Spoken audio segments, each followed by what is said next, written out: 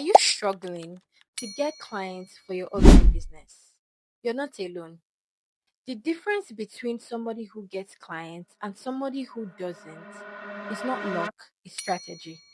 In this video, I'm going to share with you 8 powerful things that you can do to start attracting and closing clients on repeat. So, whether you're just starting out or you're somebody who's looking to scale their business, these are steps that you can use to get the clients that you deserve. Hi there, my name is Natasha. Straight out of uni, I turned freelancing into an online business that not only created opportunities for myself, but others as well. Now, I'm here to share everything that I've learned so you can do the same and create your own success. I've been working remotely for over 3 years now, and every opportunity that I've gotten since then till date has been from me putting myself out there. So I know what the struggle is like when you're doing everything you can to get clients for your business, but you just are not hitting those clients. I started out as a freelancer and I pushed myself on LinkedIn for almost 3 months before I got my first clients. Even after getting that client, they weren't with me for a very long time. So I had to do the same thing again to get the next client. So over that time, I had to learn and unlearn some things. I had to try and fail at a lot of things before I figured out the ones that worked for me. So what I'm going to do today is share with you 8 powerful things that I have done, that I have seen that have worked for me, that you can also start doing for yourself in your online business. And outside of me, this is something that other online business owners have also explored and is really working for them. And something that let me know that this really works is I had someone reach out to me a while back and they were trying to get some attention or some attraction for their business, but they just were not hitting it on the head. So I tested out with this particular person, and they were getting a lot of results when they started implementing these things I suggested. That's why I decided to create a video out of it today. So if this is you, stick with me till the end because I have a lot of gems to share with you that I think will be very, very useful. If you're building an online business, your business is in the name online. So that means that everything that you do is primarily online. The first thing that you want to make sure you're doing is that you want to make sure that you're creating content. You need to be showing up every day on whatever platform that you've chosen to market your services. If you can't show up twice a day, at least show up once every day, Monday to Friday. And if that is too much for you, at least showing up 3 times a week is a great way to create attention on your products. How can you be saying that you're running an online business but you don't have any content that's speaking about your online business? It's counterintuitive. So you want to create content that gives value. I know there's this thing that people might be saying about, oh, you don't want to give too much, you don't want to give too much away because if you give everything away, while people who need to, you know, work with you since you've taught them everything. Now, it's one thing to know stuff, it's another thing to be able to implement them correctly. And that's where you come in. Fine, you're showing people everything that you can do. You're talking about everything that you can do. You're giving all the value. But that does not mean that the next person is going to be able to implement it the right way. So that's why I always say when you're giving content, don't be afraid to give as much value as possible. In fact, give it all away.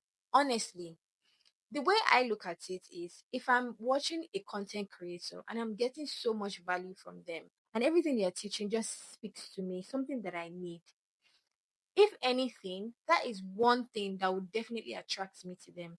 Because in my head, it's like, I've never worked with this person. I just know this person online. But you're giving me all this value. Imagine when I do start working with them, I can imagine how much more value they have in store for me. That's pretty much how I think about it. When you're creating content, don't be afraid to give as much value as you can. Teach people what you can do, show them what you can do. It's not you giving away everything, it's you building trust. And when you build trust, you build authority, and people will begin to believe that you know what you're talking about, and then they will trust you with their money to help them implement these things in their business. Give some case studies, clients that you worked with, the problems that they had, how you helped them solve it, the results that they got, you know. Also ask questions with your content. Try to get people talking in the comment section. This not only helps you understand the problems that your target audience is facing on a deeper level. Also helps you drive engagement to your content. The second thing I'll say is don't be always openly available. What do I mean by this? So say for example, you're a social media management coach and you coach people on how to leverage social media to get the results that they want. Something you can try to do to create a sense of urgency is try not to be so openly available 24/7. So, for example, you come online and just be like, oh, hey guys, I have 3 to 5 slots available for 3 to 5 people. The first 3 to 5 people can join my coaching session for so amount of time at so amount, like so price, whatever. Creating like some form of urgency without being too tricky. Because there's this thing people like to do. They like to be like, I have an offer open for 24 hours. When it's not really open for 24 hours, it's kind of open as long as you want. But people try to say, I have an offer available for 24 hours. And then tomorrow again, you're saying, I have an offer available for 24 hours. If you keep doing that, it's going to work. But over time, people will be able to clock what you're trying to do and be able to say that, okay, this kind of a marketing scheme for her. And when she says 24 hours, she doesn't really mean 24 hours. She kind of always means like 48 days, actually. So instead of doing that, you can create a sense of urgency in another way. Try to open slots, try to work with clients at batches. So say for example, you come online and be like, oh, I have 7 to 10. If you don't have 7, if you have 15 slots available, say you have 15 slots available. I have 15 slots available for the first 15 people. And then when you have that 15 people, close down that batch and then tutor or teach these 15 people. While you're tutoring them, create content about things that you're teaching them. Be sharing it online in their minds. They're like, oh, she's teaching these 15 people. I could have been part of these 15 people. And then when you're showing them what you're teaching them, it's like they can see like what you're doing, that it makes them feel like, oh, they kind of missed out on that batch. And when you talk about the next batch, they'll be more eager to join that next batch. And it also helps you to not be overwhelmed, because then you can pick a handful of clients that you work with at a time so that you don't overstretch yourself and then overpromise and then underdeliver. So when you're teaching a batch of 15 people, for example, when you're sharing this content or you're sharing like everything you're teaching them and like the results they're getting, when you've gone halfway through the coaching program, for example, maybe it's an 8 weeks coaching program, for example, when you're 4 weeks in, you create another wait list for the next batch. So you see that in the first 4 weeks of you teaching with those people, you've already started creating another sense of urgency because you're sharing the results that people have been getting, and you're creating more urgency. People are seeing it and they're feeling like, oh, they already missed out. They don't want to miss out on the next batch. So by you creating a wait list, this is where like you just ask people to, pay some money. Maybe the cost or the coaching price is like $500, and you could just ask people to pay $200 in order to keep their slots, and before the next batch comes, instead of you having to run heavy marketing again for the next batch, you've already started like marketing a little bit before the first batch is over and before the next batch starts. It's like you creating a sense of urgency in a smart way, being a bit more strategic than putting time frames that don't exist. Another thing you can do is engaging with people.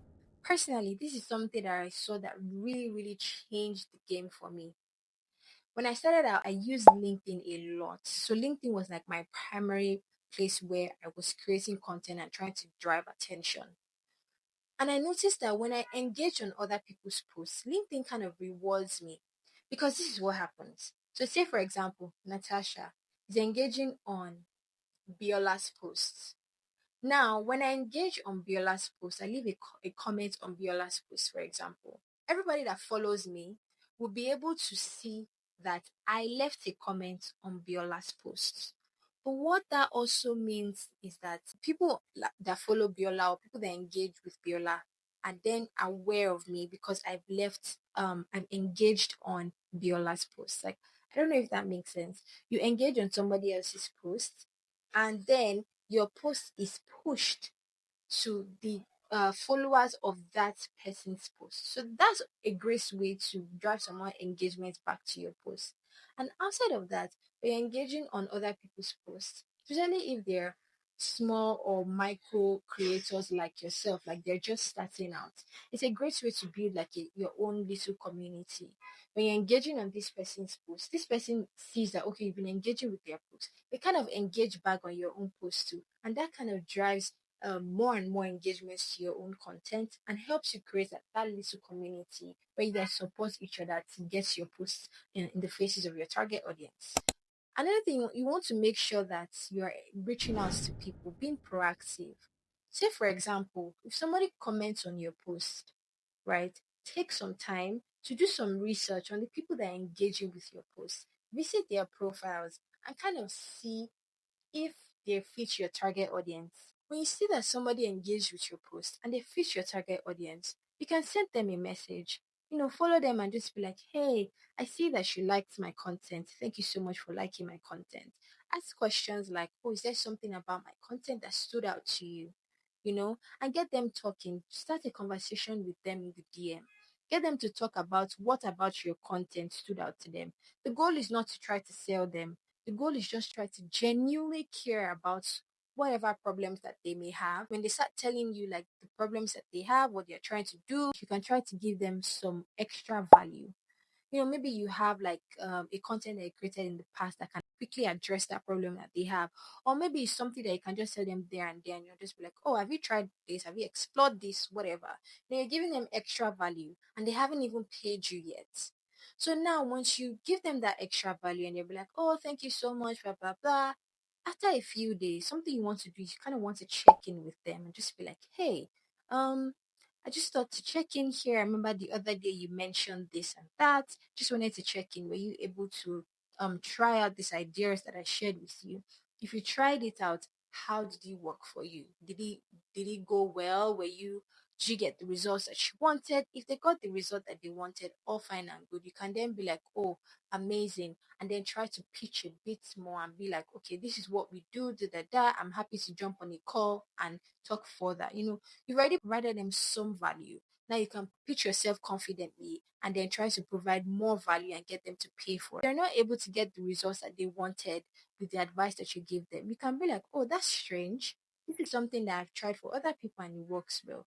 Will you be happy for us to jump on a call and kind of walk me through the process of what you did? Maybe I can walk you through the proper process to get it correctly.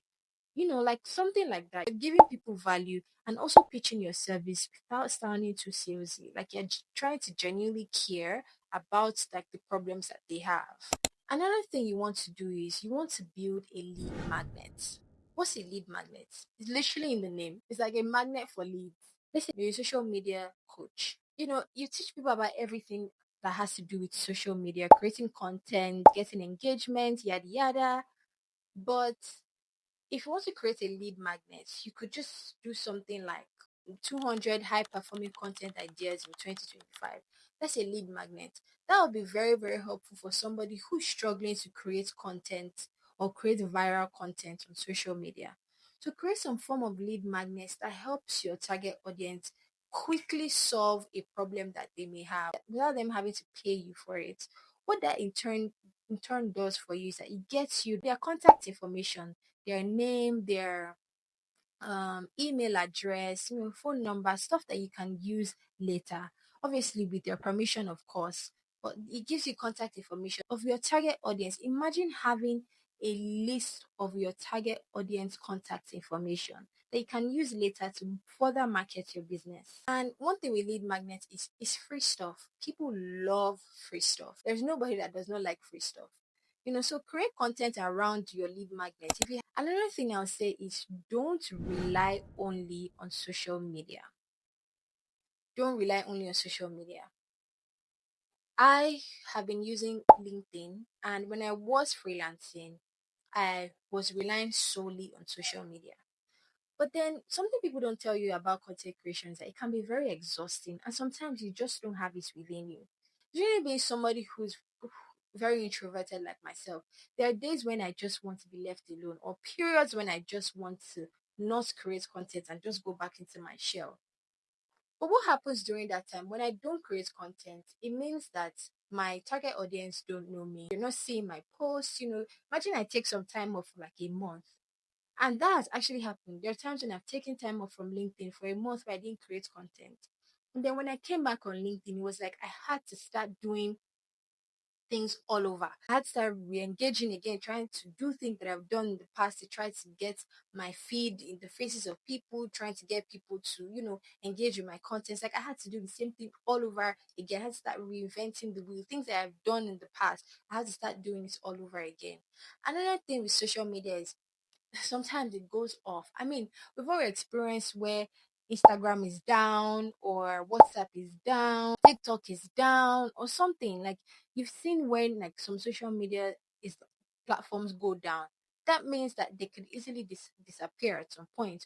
Or at the time when TikTok was almost banned in the United States. Imagine somebody who has built their entire fortune, their entire business solely relying on TikTok in the US.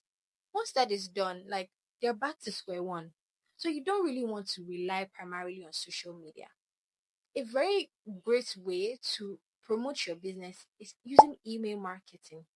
Email marketing is when you send like newsletters, you send valuable emails to your leads, people that, for example, downloaded your lead magnets, you got their contact information. With your permission, of course, you can start sending them emails every 2 weeks or every week, something very valuable that they can be getting every week. And it can also be another way for you to be promoting your business. So instead of just social media, you also have email marketing. So, like, this is the way I think about it. You use social media to generate leads, get clients, get, contact information, whatever. And then you take all that and then put it into an email marketing funnel or sequence. And then use email marketing to nurture maybe contacts or clients that you haven't closed, or even the ones that you've closed, just to keep nurturing them, either to upsell them or to actually sell to the ones that you are not able to close. That's how I see social media. You should not use social media as the main thing. You should use social media as the medium of generating leads and drive them to a different channel to nurture and promote or maybe sell or upsell them, which in this case is email marketing. Another thing you want to do is don't be so quick to throw leads away. In fact, don't ever throw leads away. Fine, they may not be your target audience at that time, but they could be your target audience later. So, say for example, you hop on a sales call, for example, and when you finish having the conversation, you see that this person really has the problem that you can solve for them, but they just cannot afford it at that time.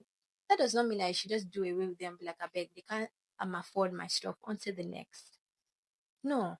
What you can do in that moment is you can give them some free value, something that they can implement to start getting results or just to change things up a bit better. Maybe something you could give them to just get maybe one or two clients. Once you're able to get one or two clients with that advice that you've given them, they can then reinvest that money that they get from that one or two clients, actually pay you to help them get even more clients. Or you could add them to a email marketing list, for example, and be sending them emails every week that they can use to get their clients. If they're using those free value that you're giving them for free and they've been able to use it to get some clients or get some results, there is no doubt that when they have the money to pay, you're the first person that will come to their mind. Finally, you want to make sure that you have proof of your work. So maybe you work with a client, try to get them to give you testimonials. It's always a good way to kind of show people that you want to work with stuff that you've done for other people. Or it could be video testimonial or written testimonials. Another thing is you could create a portfolio of your work. Maybe screenshots of the results that you help people get, or screenshots of your process or videos of your process, something, a portfolio that just kind of shows the results that you've actually helped other people get. This is proof to other people that you actually have credibility, you know what you're talking about, that you can actually help them get the results that they need. These are 8 solid ways that you can use to get more clients for your business.